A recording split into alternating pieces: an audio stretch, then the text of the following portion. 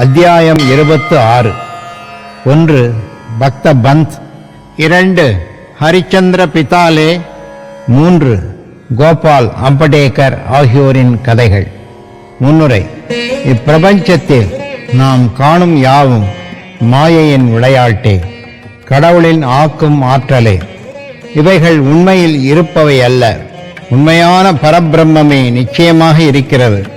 இருளின் காரணமாக ஒரு கயிற்றையோ ஒரு மாலையையோ பாம்பாக நாம் எண்ணிக்கொள்வதைப் போலவே புறத்தோற்றத்தை மட்டுமே காண்கிறோம். காணக்கூடிய பொருள்களில் எல்லாம் உள்ளுரைந்து கிடக்கும் மெய்ப்பொருளை நாம் காண்பதே இல்லை. நமது அறிவு கண்களை சத்குரு மட்டுமே திறந்து விடுகிறார். பொருள்களை அவைகளின் தோற்றத்தில் காணப்படுவதைப் போல பாராமல் உண்மையான ஒளியில் அவைகளை காணுமாறு நம்மை அவர் ஊக்குவிக்கிறார். எனவே நாம் சத்குருவை வணங்கி உண்மையான காட்சியை, அதாவது கடவுள் காட்சியை நமக்கு அருள நாம் வேண்டி நிற்போம். அந்தரங்க வழிபாடு. ஒரு நூதன வழிபாட்டை ஹேமாத் பந்த் நமக்கு கொடுத்திருக்கிறார்.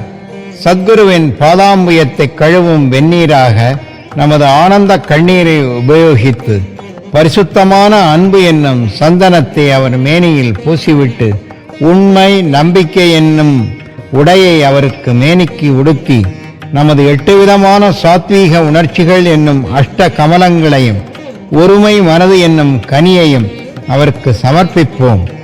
பக்தி என்னும் நறுமண கரும்பொடியை அவர் தலைக்கு இட்டு பற்று என்னும் வேட்டியை கட்டிவிட்டு நமது தலையை அவர் பாதங்களில் வைப்போம். இத்தகைய எல்லா அணிமணிகளாலும் சத்குருவை அலங்கரித்துவிட்டு நமது அனைத்தையும் அவரிடம் சமர்ப்பித்து விடுவோம். உஷ்ணத்தை போக்குவதற்கு பக்தி எனும் சாமரம் கொண்டு வீசுவோம். இத்தகைய பேரானந்த வழிபாட்டுக்கு பின் அவரை இங்கனம் வேண்டுவோம். எங்களது புத்தியை திசை திருப்பி விடுங்கள், அந்தர்முகமாக செய்யுங்கள். நித்யானித்திய வஸ்துக்களை பகுத்துணர்வும் விவேகம், எல்லா உலகப் பொருள்களின் மீது பற்றின்மை ஆகியவைகளை எங்களுக்கு நல்கி ஆத்ம உணர்வை அடைய இவ்விதமாக எங்களை ஊக்குவியுங்கள். ஆன்மாவையும் உடலையும் உம்மிடம் ஒப்படைத்தோம். தேகாத்ம புத்தி அகங்காரம் எங்களது கண்களை தங்களதாக்குங்கள். அதன் மூலம் நாங்கள் இன்ப துன்பங்களையே உணராதிருப்போம். தங்களின் சங்கல்பத்தின்படி விருப்பத்தின்படி எங்களது மனதையும் உடலையும் கட்டுப்படுத்துங்கள். தங்கள் பாதாம்புயத்தில் எங்கள் மனம் ஆறுதல் பெறட்டும். இப்போது இந்த அத்தியாயத்தின் கதைகளுக்கு வருவோம். பக்த பந்த். சத்குருவின் மற்றொரு பக்தரான பந்த் என்பவர் ஷிரடிக்கு வரும் நல்ல அதிர்ஷ்டம் பெற நேர்ந்தது. அவருக்கு ஷிரடிக்கு செல்லும் எண்ணமில்லை. ஆயின் மனிதன் ஒரு மாதிரி எண்ணுகிறான், கடவுள் வேறொரு விதமாக செயல்படுத்துகிறார். அவர் ரயில் வண்டியில் பிரயாணம் செய்து கொண்டிருக்கும் போது ஷிரடிக்கு போய்கொண்டிருந்த தனது பல நண்பர்களையும் உறவினர்களையும் காண நேர்ந்தது. அவர்கள் எல்லோரும் அவரை உடன் அழைத்தார்கள். அவரால் இயலாதென்று சொல்ல முடியவில்லை. அவர்கள் எல்லோரும் பம்பாயில் இறங்கினார்கள். பந்த் விராரில் இறங்கினார். பின்னர் ஷிரடி விஜயத்துக்காக தனது சத்குருவிடம் உத்தரவு பெற்றுக்கொண்டு செலவுக்கு ஏற்பாடுகளெல்லாம் செய்த பின்பு அக்கோஷ்டியுடன் ஷிரடிக்கு புறப்பட்டார். எல்லோரும் மறுநாள் ஷிரடியை அடைந்து மசூதிக்கு சுமார் 11 மணிக்கு சென்றனர். பாபாவின் வழிபாட்டுக்காக குழுமியுள்ள பக்தர்கள் வந்து கொண்டும் போய்கொண்டும் இருப்பதைக் கண்ட அவர்கள் எல்லோரும் மிகவும் மகிழ்ந்தனர். ஆனால் பந்த் திடீரென்று வலிப்பு வந்து உணர்வின்றி கீழே சாய்ந்தார். அவர்கள் எல்லோரும் பீதி அடைந்தனர். எனினும் அவரை திரும்ப உணர்வுக்கு கொண்டு வர தங்களால் இயன்றதை செய்தனர். பாபாவின் அருளாலும் அவர் தலைமீது தெளிக்கப்பட்ட நீராலும் அவர் பிரக்ஞைக்கு வந்து அப்போதுதான் தூக்கத்திலிருந்து விழித்தவர் போல் எழுந்து உட்கார்ந்தார்.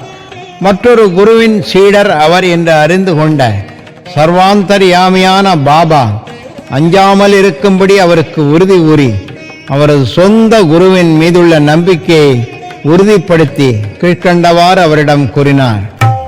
வருவது வரட்டும், விட்டுவிடாதே. உனது ஆதாரத்தையே குருவையே உறுதியாக பற்றி கொண்டு எப்போதும் நிதானத்துடனும் சதா காலமும் அவருடன் ஒன்றியும் இருப்பாய். இம்மொழிகளின் குறிப்பை பந்த் உடனே அறிந்து கொண்டார். இவ்விதமாக அவர் தமது சத்குருவை நினைவு கூர்ந்தார். பாபாவின் இந்த இனிய அன்பை அவர் தம் வாழ்நாளில் மறக்கவே இல்லை.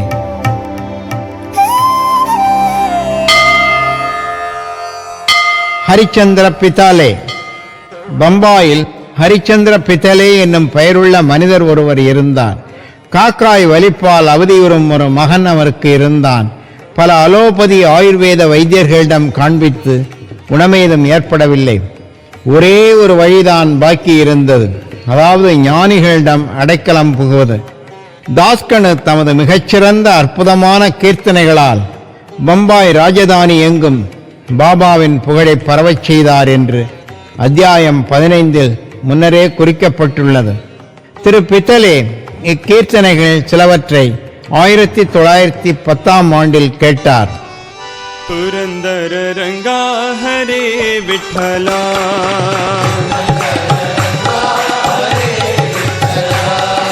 पुरंदर रंगा हरे विठला.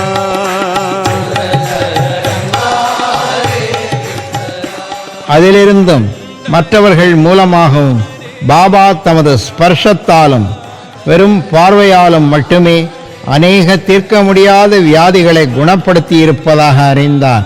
அதனால் சாய்பாபாவை காண அவர் மனதில் ஆர்வம் எழுந்தது. எல்லா ஏற்பாடுகளையும் செய்து கொண்டு வெகுமதிகளையும் பழக்கூடைகளையும் எடுத்துக்கொண்டு பித்தலே குடும்பத்துடன் ஷிரடிக்கு வந்து சேர்ந்தார்.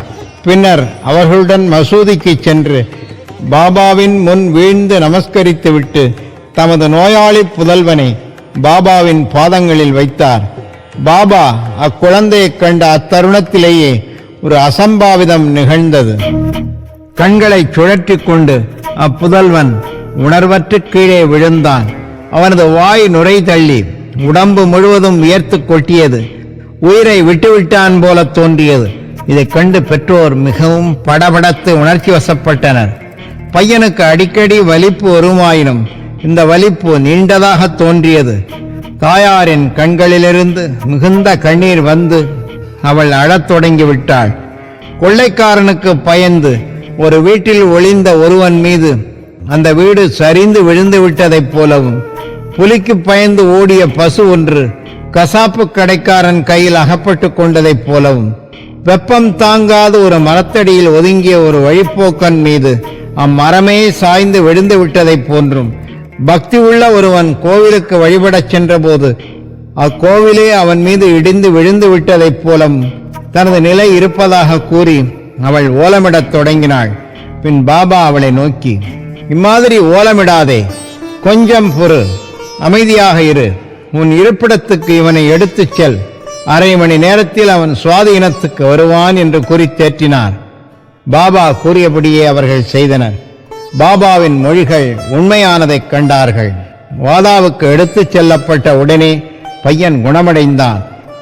பித்தலேயின் குடும்பத்தினர் அனைவரும் மிகவும் ஆச்சரியமடைந்தனர். அவர்கள் ஐயம் அழிந்தது. பின் பித்தலே தன் மனைவியுடன் பாபாவை காண வந்தான். அவர் முன் மிக பணிவாகவும் மரியாதையாகவும் வீழ்ந்து நமஸ்கரித்துவிட்டு பாபாவின் கால்களை பிடித்து விட்டவாறே மனதில் பாபாவின் உதவிக்கு நன்றி செலுத்தினார்.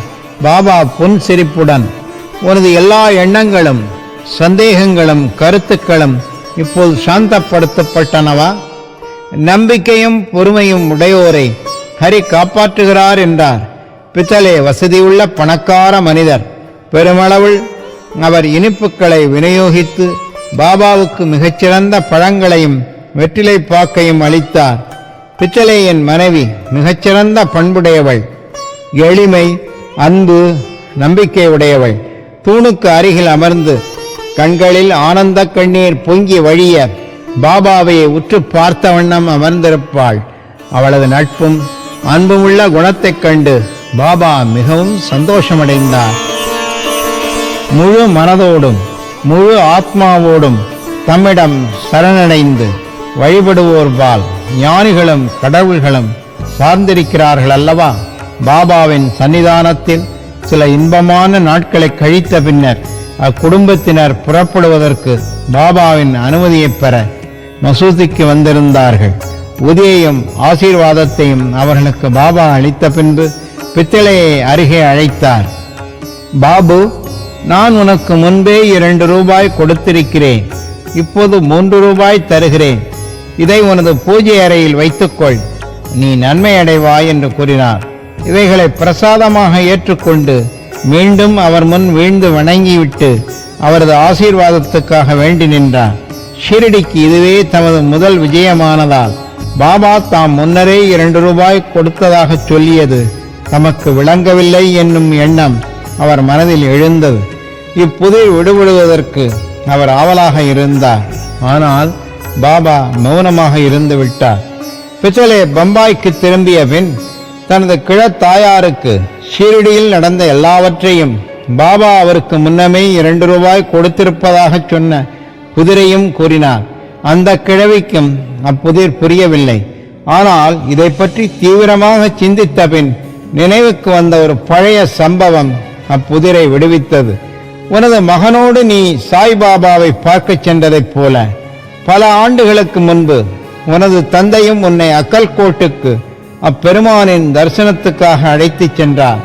அப்பெருமான் கூட ஒரு சித்தர், பரிபூர்ண யோகி, சர்வவியாபி, தாராள மனதுடையவர். உனது தந்தை தூயவர், பக்தி உடையவர். அவரது வழிபாடு ஏற்றுக்கொள்ளப்பட்டது. அவர் உனது தந்தைக்கு 2 ரூபாய்கள் பூஜை அறையில் வைத்து வழிபடுவதற்காக அளித்தார். உனது தந்தை தான் சாகும் வரை அதை முறைப்படி வழிபட்டு வந்தார். ஆனால் அதற்கு பின் வழிபாடு புறக்கணிக்கப்பட்டு அந்த ரூபாய்கள் தொலைந்து போயின. சில ஆண்டுகளுக்கு பின்பு அவற்றின் நினைப்பும் மறந்து போயின.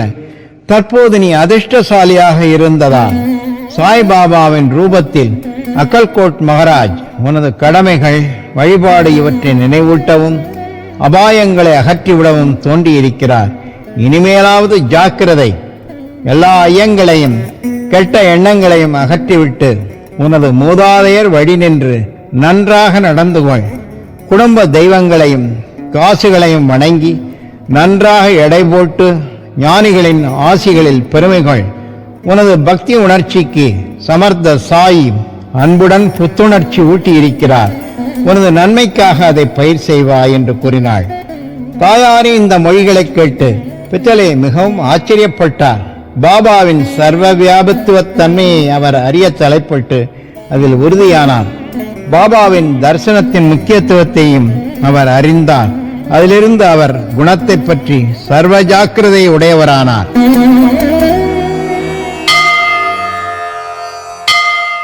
திரு ஆம்படேக்கர் பூனாவைச் சேர்ந்த கோபால் நாராயண் ஆம்படேக்கர் என்பவர் பாபாவின் பக்தர். அவர் தானா ஜில்லாவில் எக்ஸைஸ் டிபார்ட்மெண்டில் 10 ஆண்டுகளும் பின் ஜவஹர் ஜில்லாவில் பணியாற்றிய பிறகு அங்கிருந்து ஓய்வு பெற்றார். வேறொரு வேலை பெறுவதற்காக அவர் முயற்சித்தார். ஆனால் முடியவில்லை. மற்ற கேடுகளால் அவர் தாக்கப்பட்டு அவரது நிலை நாளுக்கு நாள் மோசமடைந்து கொண்டே வந்தது. இதே நிலைமையில் ஷீரடிக்கு ஒவ்வொரு ஆண்டும் சென்று தனது கவலைகளை பாபாவின் முன் சமர்ப்பிப்பதுமாக அவர் 7 ஆண்டுகள் கழித்தார். 1916ஆம் ஆண்டில் அவரது நிலைமை மோசமாகி ஷீரடியிலேயே தற்கொலை செய்து கொள்வது என்று அவர் தீர்மானித்தார். எனவே தன் மனைவியுடன் ஷீரடிக்கு வந்து 2 மாதங்கள் தங்கியிருந்தார். ஒரு நாள் தீட்சத் வாதாவின் முன்னால் உள்ள மாட்டு வண்டியில் அவர் அமர்ந்து கொண்டிருக்கும் போது பக்கத்தில் உள்ள ஒரு கிணற்றில் குதித்து தன் வாழ்க்கையை முடித்துக்கொள்ள அவர் தீர்மானித்து விட்டார். அவர் ஒரு மாதிரியாக எண்ண பாபா வேறொரு விதமாக நடப்பித்தார். இந்த இடத்துக்கு சில அடி தூரத்தில் இருந்த ஒரு ஓட்டல் முதலாளியும் பாபாவின் அடியவருமான சகுன் என்பவர் வெளியே வந்து அவரிடம், அக்கல்கோட் மகாராஜின் இந்த சரித்திரத்தை நீங்கள் எப்போதாவது படித்திருக்கிறீர்களா என்று கேட்டார். ஆம்படேக்கர் அவரிடமிருந்து அந்த நூலை வாங்கி படிக்கத் தொடங்கினார். எதேச்சையாக அல்லது தெய்வாதீனமாக கீழ்கண்ட ஒரு கதையை அவர் படிக்கத் தொடங்கினார். அக்கல்கோட் மகாராஜின் அடியவன் ஒருவன் தீர்க்கப்பட முடியாத ஒரு வியாதியால் மிகவும் அல்லலுற்று கொண்டிருந்தவன். அந்த வேதனையை மேற்கொண்டு தாங்க முடியாமல் போகவே அவன் மனமுடைந்து தனது தொல்லைகளையெல்லாம் ஒரு முடிவுக்கு கொண்டு வர ஒரு நாள் நள்ளிரவு கிணற்றில் குதித்து விட்டான். உடனே மகாராஜ் அங்கு வந்து அவனை தனது கரங்களாலேயே வெளியே எடுத்து, நல்லதோ கெட்டதோ உன் முந்தைய கருமத்தின் பயனை நீ அடைந்தாக அனுபவித்தாக வேண்டும். அந்த அனுபவிப்பு பூரணமெய்தவில்லையானால் தற்கொலை உனக்கு உதவி அளிக்காது. மீண்டும் ஒரு பிறவி எடுத்து அக்கஷ்டத்தையே நீ அடைய வேண்டும். எனவே உன்னை நீயே கொன்று கொள்வதற்கு பதிலாக ஏன் இன்னும் கொஞ்சம் கஷ்டப்பட்டு முந்தைய கருமத்தின் பலன்களையெல்லாம் ஒரேடியாக தீர்த்து முடித்துவிடக்கூடாது? இந்த பொருத்தமான தக்க சமயத்தில் கிடைத்த கதையை படித்துவிட்டு ஆம்படேக்கர் மிகவும் ஆச்சரியப்பட்டார், உள்ளம் உருகினார். பாபாவின் குறிப்பை இக்கதையின் மூலம் அவர் பெற்றிருக்காவிட்டால் அவர் உயிருடன் இருந்திருக்க மாட்டார். பாபாவின் சர்வ வியாபத்துவத்தையும் தயாளத்தையும் அவர் கண்டு பாபாவின் மேலுள்ள நம்பிக்கை அவருக்கு உறுதியாகி அவர் பாபாவின் பெரும் பக்தராகிவிட்டார். அவர் தந்தையார் அக்கல்கோட் மகாராஜின் பக்தராவார். சாய்பாபா அவரையும் அவர் தந்தையார் சென்ற அடிச்சுவட்டிலேயே சென்று அவரிடம் பக்தி பூண்டவராக தொடர்ந்திருக்கும்படி விரும்பினார். பின்னர் பாபாவின் ஆசீர்வாதம் பெற்றார். அவரின் எதிர்காலம் சிறப்புறத் தொடங்கியது. பின்பு ஜோதிடம் படித்து அதில் திறமை பெற்று தனது செல்வத்தை பெருக்கினார். போதுமான பணத்தை சம்பாதிக்க அவரால் இயன்று தனது பிற்கால வாழ்வை சௌகரியமாகவும் வசதியாகவும் கழித்தார். ஸ்ரீ சாயியை பணிக. அனைவருக்கும் சாந்தி நிலவட்டும்.